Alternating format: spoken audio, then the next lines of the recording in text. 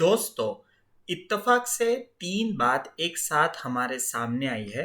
वो वीडियो के माध्यम से मैं आपसे शेयर करना चाहता हूँ। हुआ ये कि मई महीने के अंदर अंदर आरबीआई के गवर्नर शक्तिकांता दास ने अपनी मॉनिटरी पॉलिसी इश्यू कर दी। उसमें उन्होंने कुछ डेटा दिए। तभी एक बहुत ही फेमस पर्सनालिटी है, बराबर, आज की तारीख पर सोनम वांगचुक। मित्रों, आप सभी लोग इनको नाम से और काम से जानते ही होंगे। बिल्कुल ये वही पर्सनालिटी है जिनको लेकर को 3 इडियट्स मूवी अपनी बनी थी। और एक और बात हुई, हमारे जो प्रधानमंत्री जी हैं नरेंद्र मोदी, उन्होंने यही महीने के अंदर अंदर आत्मनिर्भर भारत की बात की है। तो ये तीनों चीज़ों का समन्वय करके हम अपनी जीडीपी का सॉल्यूशन कैसे ला सकते हैं, वो मैं आपको ये वीडियो के माध्यम से बताऊंगा। मेरा नाम है शिवम गांधी सर। मैं हैप्पी एकेडमी यूट्यूब चैनल में आप सभी का स्वागत करता हूँ। फ्रेंड्स, हुआ क्या, ये मई महीने के अंदर मॉनेटरी पॉलिसी के तहत शक्तिकांता दास ने जीडीपी ग्रोथ रेट जो है वो 2020 और 21 का ऐसा कहा कि वो ग्रोथ रेट जो है वो expected to remain in a negative territory. मतलब कि जो ग्रोथ रेट हमेशा 1% 5% होता है, इस दफा ऐसा हो सकता है कि शायद वो 0% से नीचे जाए, मतलब कि -1% या -2%, बराबर। तब क्या हुआ, यही कुछ दिनों के अंदर अंदर एक एनालिसिस, मतलब कि फाइनेंशियल एनालिसिस ऑर्गेनाइजेशन है, जिसको मैं आमतौर पर ऐसा कहूँगा कि वो क्या करती है कि जो भी देश है या जो भी कोई कंपनी है उसका हिसाब किताब लगाती है, एनालिसिस करके वो उसकी फाइनेंशियल कंडीशन क्या है। ऐसी ऑर्गेनाइजेशन में एक वित्तीय एनालिसिस संस्था जिसका नाम है गोल्डमैन सच्स, उन्होंने एक न्यूज़ दिए थे कि भारत की इकोनॉमी आने वाले दिनों में मिनिमम टू मिनिमम -5% जा सकती है, बराबर। ये काफ़ी उन्होंने घटा करके दिया है। वैसे तो हम ये बात पर विश्वास कर भी सकते हैं क्योंकि ये कंपनी की काम भी बहुत ही अच्छी काबिल तारीफ है। फ्रेंड्स, मैं यहाँ पर जीडीपी की बात नहीं कर रहा हूँ, मैं यहाँ पर जीडीपी ग्रोथ रेट की बात कर रहा हूँ, क्योंकि भारत देश का जीडीपी आज के तौर पर है 2.72 ट्रिलियन यूएस डॉलर, और हम पिछले सालों में बहुत ही ज़बरदस्त तरीके से आगे बढ़ रहे हैं अपने जीडीपी ग्रोथ के अंदर। मतलब कि पहले हम 7th रैंक पर थे और ये साल करंटली अभी हम जीडीपी है 5th रैंक के ऊपर। फ्रेंड्स, इसके साथ साथ मैं आपको ये भी बता दूं कि जीडीपी का ग्रोथ रेट 2018 में देखिए 6.1 था। इकोनॉमिकल स्लो डाउन पूरे विश्व में था।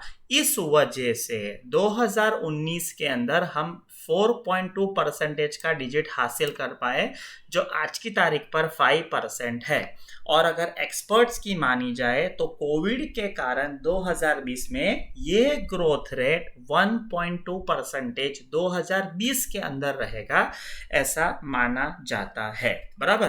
तो अब बात ये बनी, उसके साथ साथ अपने जो सोनम वांगचुक जो हैं, उन्होंने ये एक ज़बरदस्त स्टेटमेंट कल के दिन पर उन्होंने शेयर किया कि चाइनीज़ के मार्केट को पछाड़ने के लिए use your wallet power. Friends, अगर आप कॉलेज में पढ़ रहे हो, अगर आपको कोई भी जगह पे डिबेट करने का मौका मिले प्रॉपरली, और अगर आपको कोई पॉइंट रखना भी है, तो ये एक आप पॉइंट रख सकते हैं कि भाई वॉलेट पावर, मतलब आम आदमी के पास पैसा खर्च करने की जो शक्ति है उसकी बात की है। उन्होंने ऐसा बोला, सेना देगी बुलेट से, नागरिक देंगे वॉलेट से। फ्रेंड्स, ये जो बात है ये आजकल यूट्यूब के कई वीडियो में चल रही है। आपने अगर अभी तक ये वीडियो नहीं देखा है तो बेशक देख सकते हैं। उन्होंने ये भी कहा, software in a week, hardware in a year. मतलब कि कहीं ना कहीं हम अगर अपने देश में ही बनी चीज़ों का इस्तेमाल करें तो अपनी इकोनॉमी इतनी बढ़िया तरीके से आगे बढ़ेगी कि चीन की कमर टूट जाएगी और ये हमारे लिए वरदान साबित हो पाएगा। उन्होंने इसके साथ साथ एक और चीज कही थी कि अगर नॉन चाइनीज मार्केट अगर हम खड़ा कर देंगे तो हमारे पास चाइना की बजाय और कई सारे कंट्रीज के ट्रेड के ऑफिशियली ऑप्शन जो है हमारे सामने खोल जाएंगे। बराबर। तो यहाँ पर पूरी की पूरी जिम्मेदारी आती है हम पर, जो हम सर्विस प्रोवाइड करते हैं, हम जो मैन्युफैक्चरिंग करते हैं, बराबर, उसके ऊपर ये पूरी बात चली जाएगी। मैं एक और आपसे बात कहना चाहूंगा कि जीडीपी ग्रोथ रेट को हम कैसे समझेंगे। मानिए किसी देश का जीडीपी आज की तारीख पर है केवल 100 रुपए, बराबर, एग्जाम्पल के तौर पर, और वो देश ने तरक्की की और उसका जीडीपी का ग्रोथ रेट हो गया 5%, मतलब कि ग्रोथ हुआ 5%, तो जीडीपी उसकी कितनी हो जाएगी? बेशक सिंपल सा आसान सा सवाल था, 105 रुपए। बट मानिए कुछ गड़बड़ हुई, जैसे कि स्लो डाउन हुआ इकोनॉमिक में, तो उसका जीडीपी ग्रोथ रेट 0% हुआ, तो क्या हुआ? वापस वो जहां थे वही आके रुक जाएंगे, मतलब 100 रुपए पर।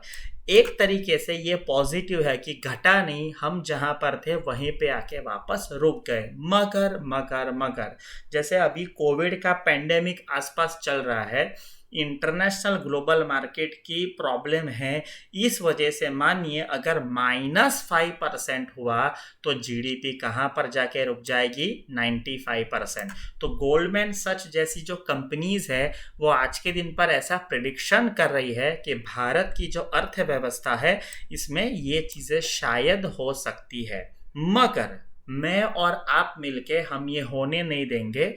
ऐसा मेरे पास एक सॉल्यूशन है, एज ए टीचर मैंने ये कुछ सोचा है जो मैं आपको ये वीडियो के थ्रू आपको बता रहा हूं।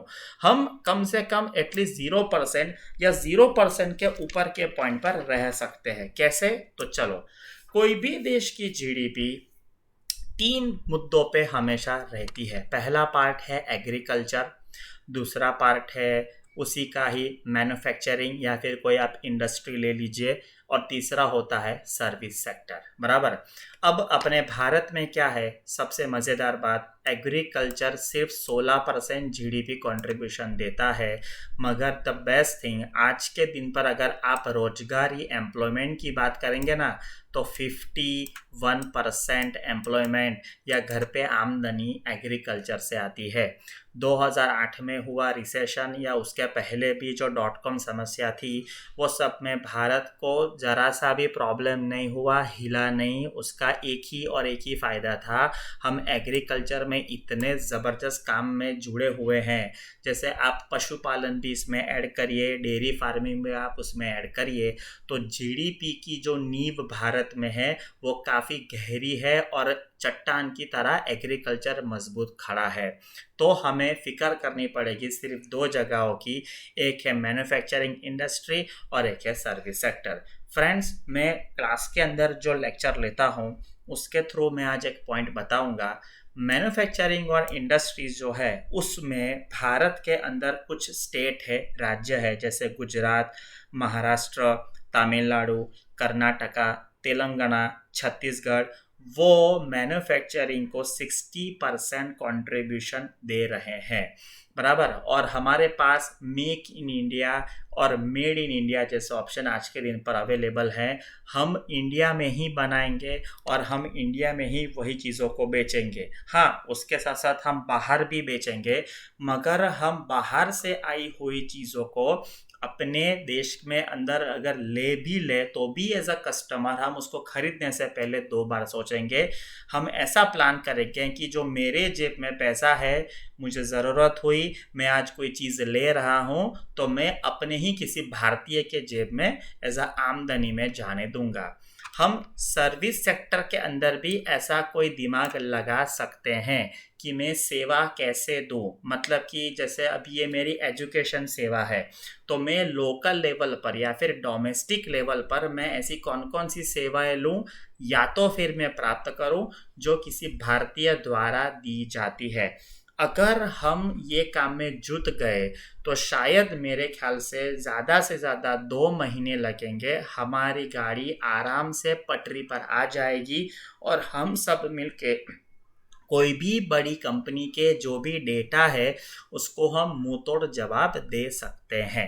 तो फ्रेंड्स, ये एक मेरी तरफ से छोटा सा सॉल्यूशन था कि आप अगर आपकी जितनी भी ज़रूरतें हैं, बराबर, तो आप लेने से पहले या करने से पहले 2 बार सोचिए कि मैं किसकी कंपनी है, मैं क्या कर रहा हूँ, बराबर, मैं ऐसा क्या बनाऊँ, मैं ऐसी कौन सी सर्विस दूँ तो अपने भारत देश को बहुत ज़्यादा लाभ हो। क्योंकि ऐसा एक आदमी का ऐसा थॉट 130 करोड़ भारतीय के जो थॉट्स प्रोसेस जमा होंगे तो हम देश में कहीं ना कहीं बहुत आगे निकल सकते हैं। क्योंकि जब भी क्राइसिस आता है तो वो आगे बढ़ने की सबसे बड़ी अपॉर्चुनिटी लेकर के आता है। ये बात से मैं आज का वीडियो यहाँ पर समाप्त करता हूँ, क्योंकि हम बहुत ही जल्दी हमारा आत्मनिर्भर भारत को देखेंगे हमारे सामने। सो फ्रेंड्स, जय हिंद। और जल्दी नए कंटेंट के साथ मैं ये हैप्पी एकेडमी चैनल में मिलता रहूँगा। तो ऐसे वीडियोस को समझने के लिए, देखने के लिए और एग्ज़ाम की प्रिपरेशन करने के लिए हमारे वीडियो पर जुड़े रहे। नमस्ते, मिलते हैं, जय हिंद।